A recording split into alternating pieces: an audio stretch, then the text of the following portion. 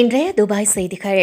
இன்று 2020 ஆண்டு அக்டோபர் மாதம் 8ஆம் திகதி.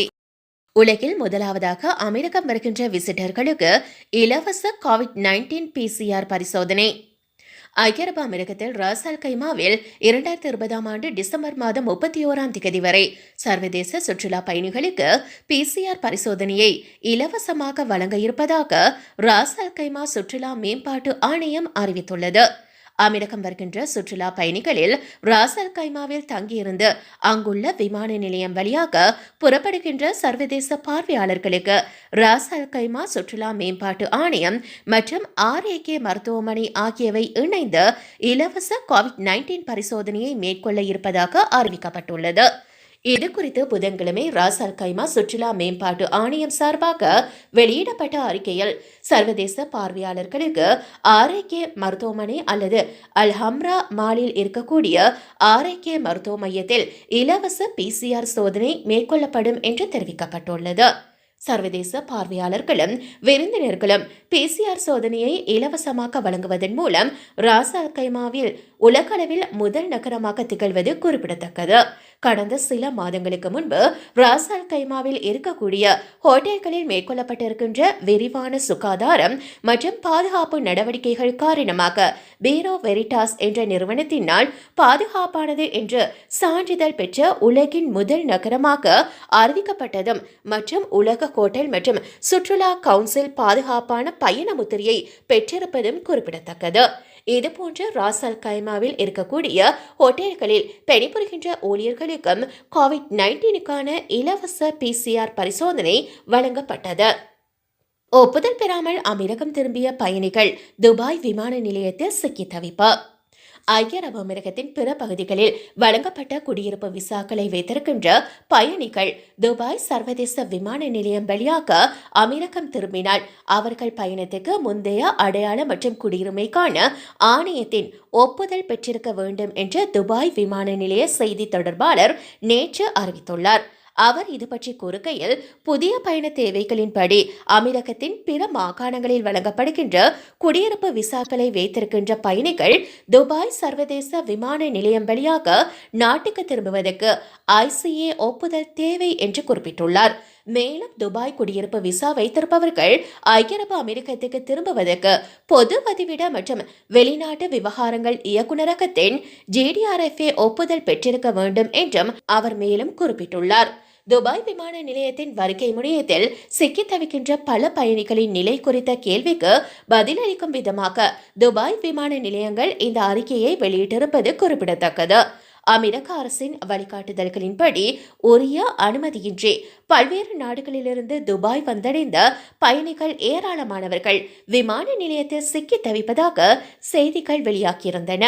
எனினும் சிக்கி தவிக்கின்ற பயணிகள் சரியான எண்ணிக்கை இன்னும் சரிவர தெரிவிக்கப்படவில்லை என்பதும் குறிப்பிடத்தக்கது. வெவ்வேறு நாடுகளிலிருந்து புதன்கிழமை அதிகாலை முதல் துபாய் வந்த பல பயணிகள் தற்போது விமான நிலையத்திலேயே சிக்கி தவிப்பதாக தெரிவிக்கப்பட்டுள்ளது.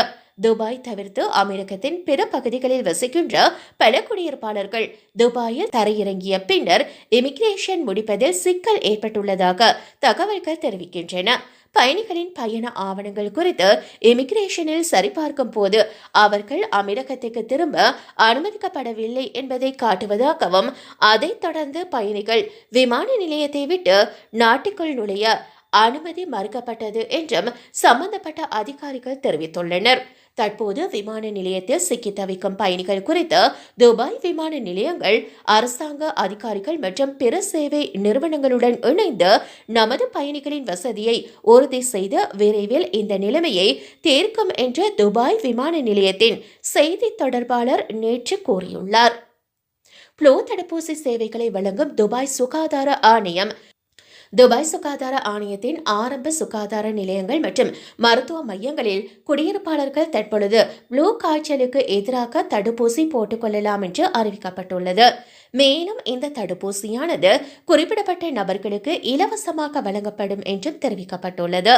இந்த தடுப்பூசியானது அமெரிக்க குடிமக்களுக்கும் வெளிநாட்டு குடியிருப்பாளர்களில் 65 வயது மற்றும் அதற்கு மேற்பட்ட வயதுடையவர்கள், 5 வயதுக்குட்பட்ட சிறுவர்கள், கர்ப்பிணி பெண்கள், மாற்றுத்திறனாளிகள் ஆகியோருக்கும் இலவசமாக வழங்கப்படும் என்றும் மற்ற குடியிருப்பாளர்கள் 50 திர்கம்ஸ் கட்டணம் செலுத்தி இந்த தடுப்பூசியை போட்டுக் கொள்ளலாம் என்றும் தெரிவிக்கப்பட்டுள்ளது.